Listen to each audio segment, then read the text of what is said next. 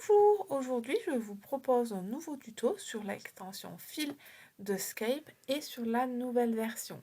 Parce que dans mon dernier tuto, je vous présentais comment utiliser cette extension-là de fil. Donc c'est une ancienne version et Valérie me l'avait fait remarquer.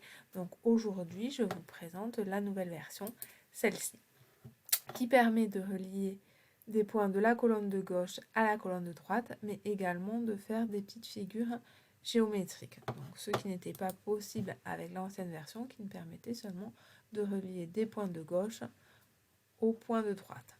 Donc, pour faire des exercices de matching, cette version était suffisante.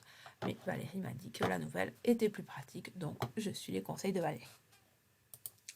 Alors, avant de commencer à vous expliquer quoi que ce soit, je tiens à remercier Patrice, Nicolas et Hervé, sans lesquels je ne pourrais pas vous présenter ce tuto parce que l'extension n'existerait pas. Donc un grand merci au collectif Escape et à tous ses membres.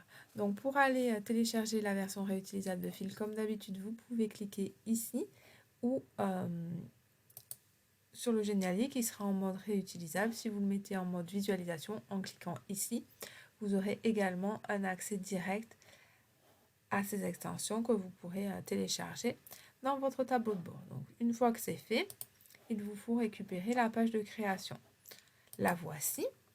Donc, maintenant, je vais vous montrer comment l'utiliser. Donc, la première chose à faire, c'est à récupérer le Canva. Donc, on le débloque. CTRL-C et on va le coller dans notre page à nous. CTRL-V. Oups, j'ai fait une fausse manœuvre. Donc, je recommence. CTRL-C, CTRL-V, là c'est bon. Donc je le bloque, comme ça il ne peut plus bouger et mes lignes seront correctes. Parce que s'il est mal positionné, les lignes se tracent mal. Voilà, donc ensuite je prends, donc d'abord je le rebloque ici et je prends tous les éléments dont je vais avoir besoin, à savoir tout ceci. Voilà, donc ça, je n'en ai pas besoin. C'était pour vous montrer le chemin correct pour réaliser l'exercice qui est proposé dans la page de création. Donc, je vous le montre rapidement. Donc là, la page de création est déjà faite, évidemment. Et elle est déjà opérationnelle. Donc, je vous ai mis le chemin là qui permet de réaliser l'activité. Donc, je vous montre en prévalisation ce que ça donne. Donc, P0 à P1, là, ce que vous avez là. P1 à P2, P2, P3, P3, P4, P4, P5 et P5, P0. Validé. Voilà, c'est bon. Donc, pour changer cette bonne réponse, il va falloir aller dans Valider et le modifier. Donc, je vais vous montrer comment faire ensuite.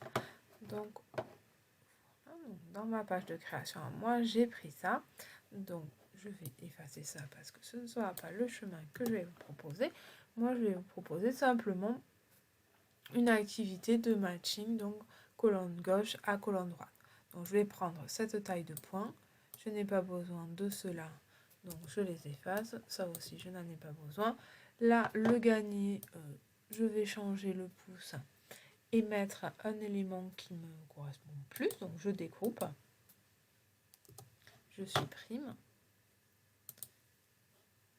Je prends un biboji à moi. Donc, voilà, copier l'image. CTRL-V pour la coller. Et je regroupe. Pareil pour le erreur. Je découpe. J'enlève celui-ci. Je vais en chercher un à moi.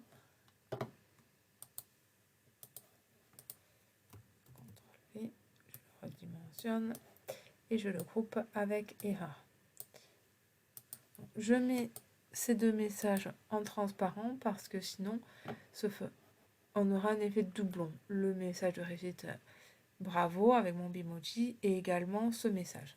Ça, vous pouvez le laisser. Hein. Pour ma part, je le mets en mode transparence. Voilà. Donc maintenant, je m'occupe de mes points. Donc je les duplique.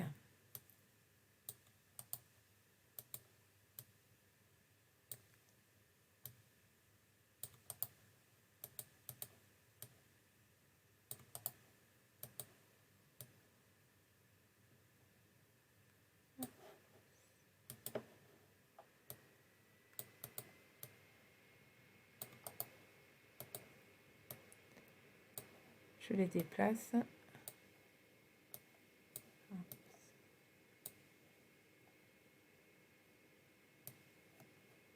Je mets ici. Donc je vais les aligner et les centrer. Voilà, je les aligne ici et je réduis l'espace entre les points ici. Je fais la même chose en face. Voilà, donc maintenant je sauvegarde et je vais actualiser ma page, la rafraîchir pour que la numérotation soit bien correcte.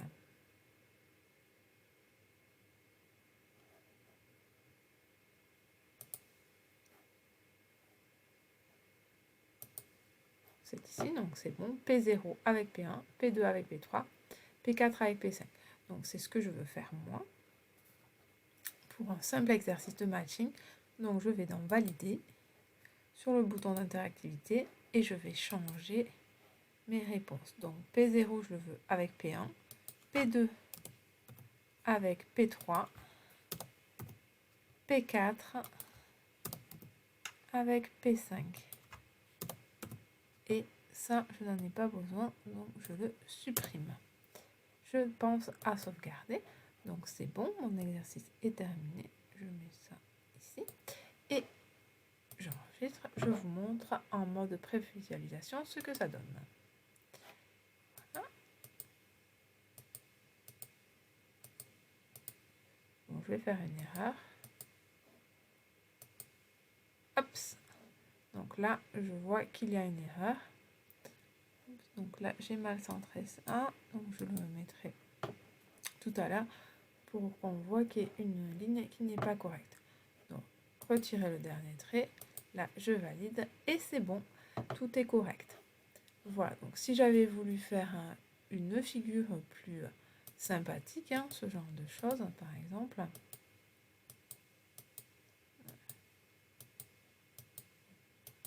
Ou ça. Ah, ça marche pas. Non.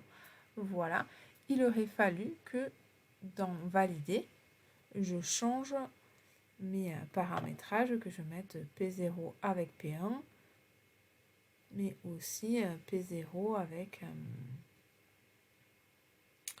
KP 1, 2, 3, 4, 5, 6. Voilà, P0 avec celui-ci. Hein. Voilà. Donc si vous voulez changer, vous mettez P0 avec P1, P1 avec P3, P3 avec P0, P0 avec P2. Donc ça se fait dans Valider. Ici, je vous montre là. Et vous changez les chemins que vous voulez en créant les liens entre vos différents points. Voilà, donc ça, on avait vu, c'était pas très bien centré. Donc, on va le mettre ici. Et voilà, donc je vous ai également mis les tutos, voilà, le tuto que vous avez sur le génial réutilisable, les variables. Et voilà, donc j'espère que ce tuto vous aidera à créer vos exercices de matching ou vos figures géométriques. À très bientôt pour un nouveau tuto.